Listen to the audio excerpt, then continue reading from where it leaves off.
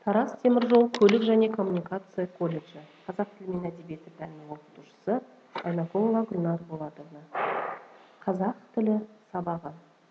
Сабақтың тақырыбы ұлттық мәдениеттің жаһандану үрдісі, тілдік норма, ғылыми стиль.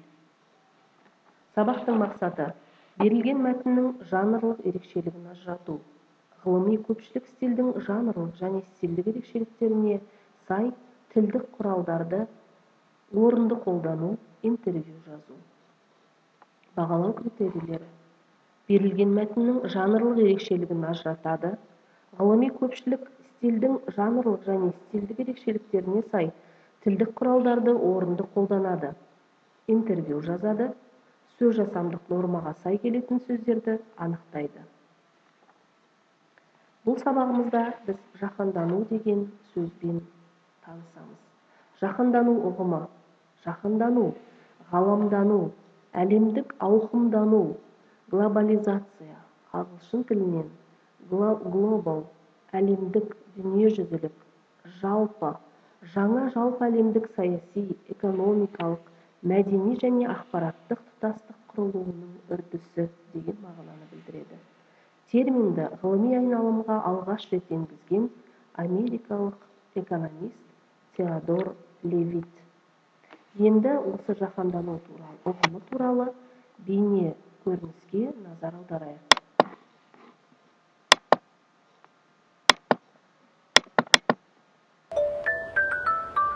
Бірнеше ғасырлар бұрын жаңа жерлер мен байлық іздеу ұлы ашылулар заманына алып келді. Қазіргі уақытта біздің әлем тағы бір рет үлкен қарқынмен жаңа заман жаһандануға өтті.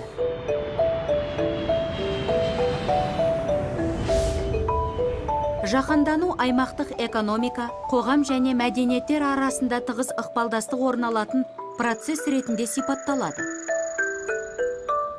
Бұл халықаралық сипатқа ие байланыс жүйесі транспорт және сауданың арқасында мүмкін болуда.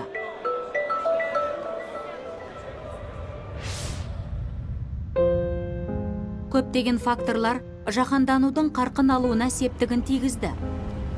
Технологиялық прогресс транспорттық шығындарды азайтты. Осылайша шет елдерге тауарлар төмен бағамен жеткізіліп, арзан қызмет түрлері көрсетілуде. Қазіргі байланыс құралдары жұмыстарды тез және мемлекет шекарасынан тыс аймақтарда орындауға мүмкіндік беруде. Сауда кедергілерінің жойылуына байланысты сауда-саттық өсіп, үлкен нарыққа шығу жеңілдей түсті. Жарнамалаудың арқасында идеялар кеңінен тарап, әлем бойынша сатылым деңгейі өсуде.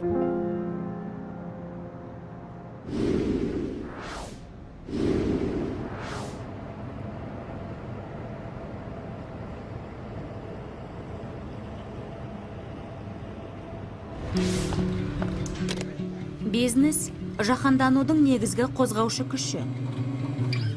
Барлық компаниялар өз жұмысын жергілікті деңгейден бастаса, кейбіреулері әлем бойынша тарайды. Трансұлттық немесе көпұлтты корпорациялар халықаралық операциялар арқасында гүлденуде. Олардың атаулары әлем бойынша көшелер мен экрандарда танымал болуда. Трансұлттық корпорациялардың көбі экономикасы жоғары дамыған елдерде шоғырланған. Бірақ олардың қосымша кәсіпорындары экономикасы кенже дамыған елдерде орналасқан.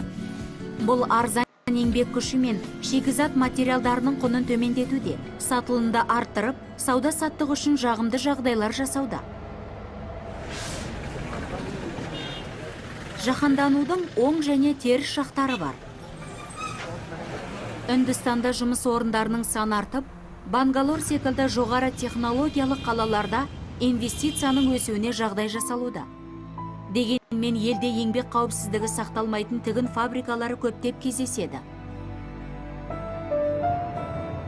Американың ең үлкен корпорациялары әлем бойынша мол пайда табуда.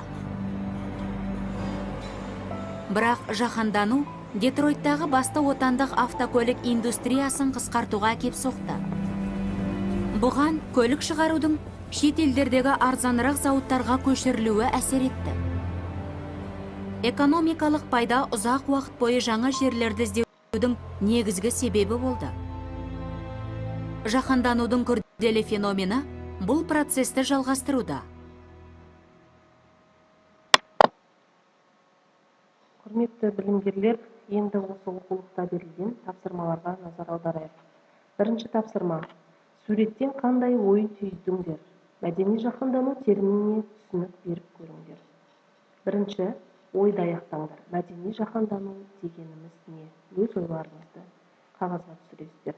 Екінші, өз ойларыңа түсіндірме, яғни комментарий жасап, көзқарастарыңды білдіріңдер. Екінші тапсырмада екі мәтін берілген, сол екі мәтінді салыстырыңдар. Бірінші мәтін. Қазақстан әртістері Бейжіңде өнер көрсетті. Қазақтың дәстүрлі аспаптары мен ұлттық әуендерінің үйлесімділігі көрермендерді көшпенді дала халқының ежелгі әрі жұмбақ әлеміне жетеледі. 2,5 сағат ішінде фольклорлық туындылар классикаға ауысып, Астана балет, би ұжымының балериналары көркемөнерді көрермендерді Аққу, Қарлығаш сияқты билерімен тәнті етті.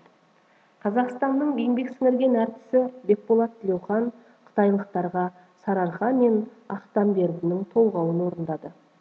Алыс жақын мемлекеттерде Қазақстан мәдениеті күндері өткізіліп тұрады. Бірінші мәтін аяқталды. Екінші мәтін. Қазақстандағы мәдени жаһандану. Мәдени жаһандану үрдісін жас әрі дамып келе жатқан тәуелсіз Қазақстан мемлекетінен де көруге болады. Ұлттық қайта жандану үрдісі салт дәстүрлер мен әдет-ғұрыптарды жаңғыртумен байланысты жүріп жатыр. Қазақ халқы үшін бұл өте қиын және күрделі мәселе.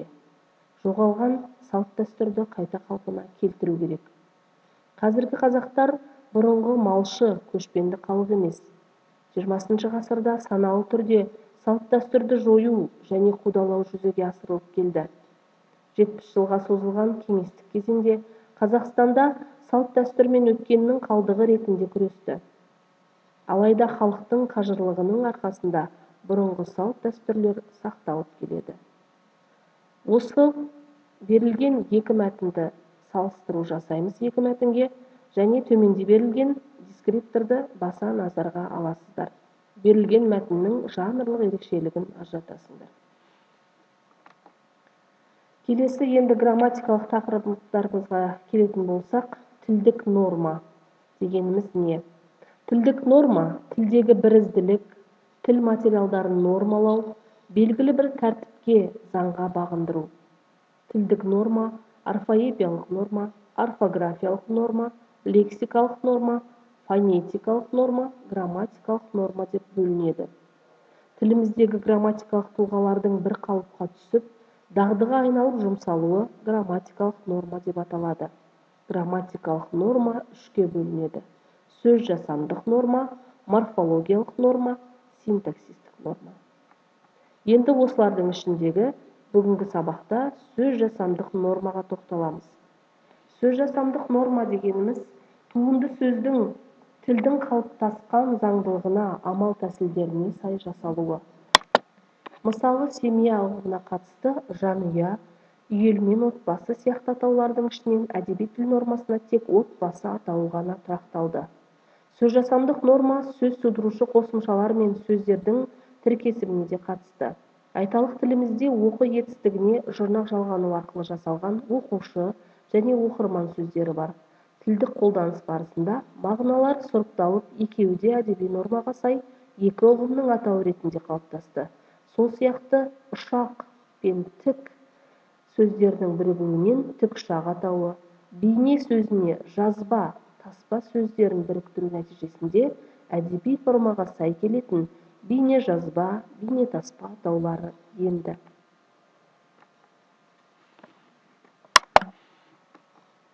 Үшінші тапсырма.